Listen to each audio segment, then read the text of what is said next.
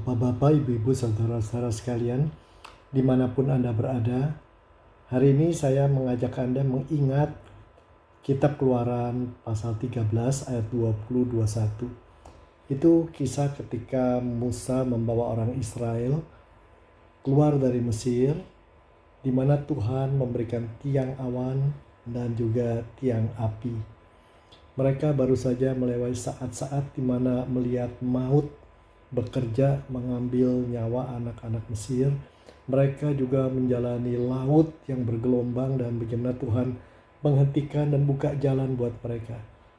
Cerita ini saya share karena di dalam hidup saudara, saat-saat seperti ini, tanpa berasa kita sudah setahun dalam kondisi yang tidak pasti. Salah satu perasaan yang membuat kita mungkin rada tertekan adalah benar-benar kita jadi memikirkan kematian.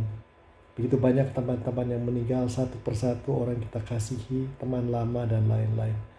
Barangkali belum pernah bagi orang-orang yang muda melihat bayang-bayang kematian di sekitar kita seintensif sekarang.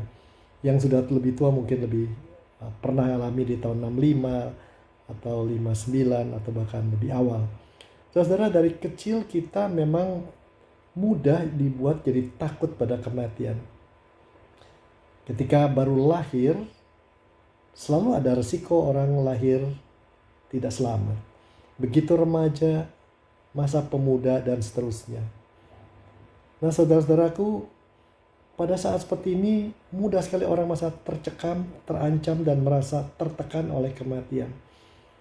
Tapi di pihak lain kita punya pilihan lain.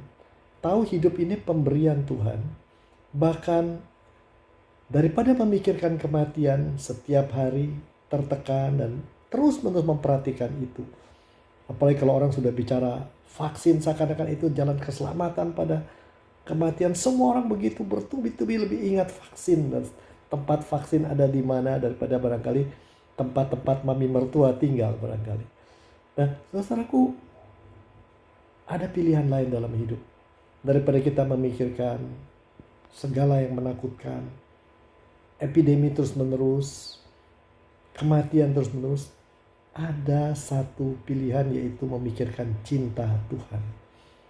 Kalau kita pikir kita ada di sini, bukankah ini karena cinta Tuhan?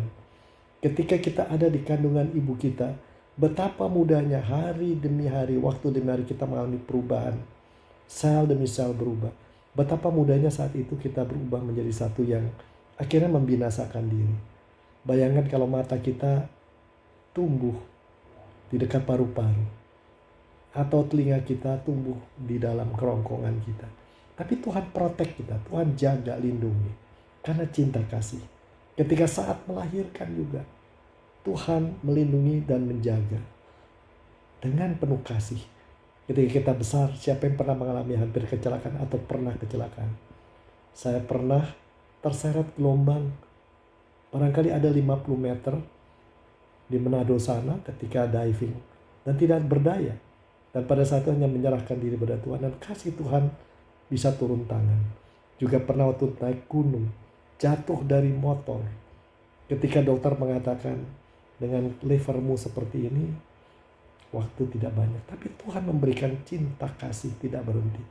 Jadi saudaraku, kita punya dua pilihan dalam hidup: terus menerus merasa terancam, memikirkan kematian, semua yang kelam, ditambah lagi semua penghasilan sedang turun, mungkin ada hutang, mungkin juga ada pertengkaran di rumah, sakit yang belum kita berani bawa ke dokter dan lain-lain.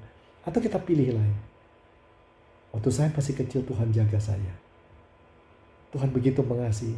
Ketika kita dewasa Tuhan mengasihi. Ketika kita berumah tangga Tuhan mengasihi. Ketika anak kita lahirkan Tuhan mengasihi. Maka ke depan kita hidup dalam kemenangan. Kemenangan karena kuasa cinta kasih.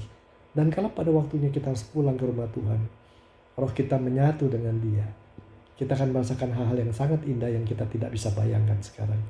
Jadi saudaraku, saat ini biarlah kita ingat, apalagi menjalan perjalanan ke Jumat Agung dan Paskah, bagaimana Tuhan kita, Tuhan Yesus, tidak takut kematian.